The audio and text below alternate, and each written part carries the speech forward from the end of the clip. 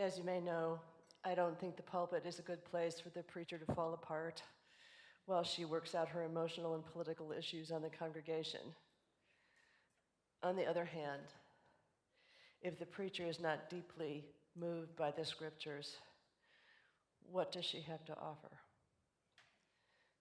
I had a choice about when to preach. Marianne offered me Easter, but I declined. I'm not at Easter yet.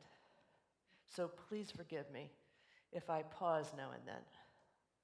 And if I can't do this, then one of these kind priests will read this sermon for me. My God, why have you forsaken me? After everything Jesus has given, after all the tender healing, after all the brave confrontation, after all the humiliation and the torture and the agony, there seems to be no help.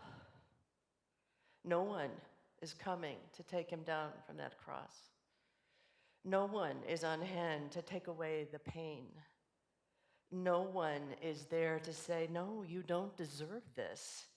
You have led the most righteous life you could possibly lead, and I will take away your suffering. Why?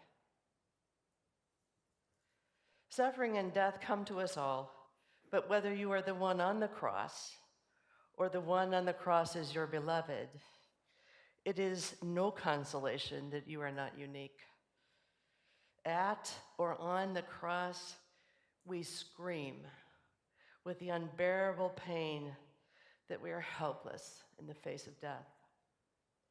We beg, we weep, we bargain. And when all that is finished, we know that we do not have the last word, and we are heartbroken, forsaken, empty. Why?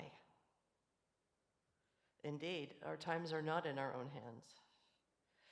Jesus' death was a politically and religiously motivated execution, driven by the fear that his popularity would disrupt the fragile balance between the Jewish religious leaders and the Roman occupying forces. Jesus cooperated with the execution because he lived the life he believed he was meant to live. The authors of the Gospel portray him as the herald of the coming of an alternate order of things, which Jesus called the kingdom of God. He lived a life of love, of solidarity with the oppressed and the alienated, of the prophet who calls out the hypocrisy and failure of government based on exploitation and classism. The Jesus we know in the Gospels is utterly faithful to the revelation of God as love. Everything he did suggested that God is not only interested in the world, not only working in the world, but loves the world more than anything else. And we are asked to believe that love was also there, with and in Jesus on the cross. We are asked to believe that after the searing pain of the cross, on it or watching it, after the emptiness, after the dark, soul-crushing pain of forsakenness, comes love. We are asked to believe that if we do not fight against us, love will fill us up and make us new.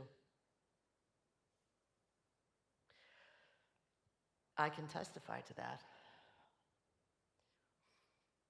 In the depths of pain so intense that it robbed me of breath, love came to me from this congregation. Love flowed through the air in notes, in messages, in loving touch, in caring glances, in respectful silence. And that love, your love, which was God's mercy, allowed me to breathe again. There is catastrophic loss, but with love, one can find the strength to go on breathing.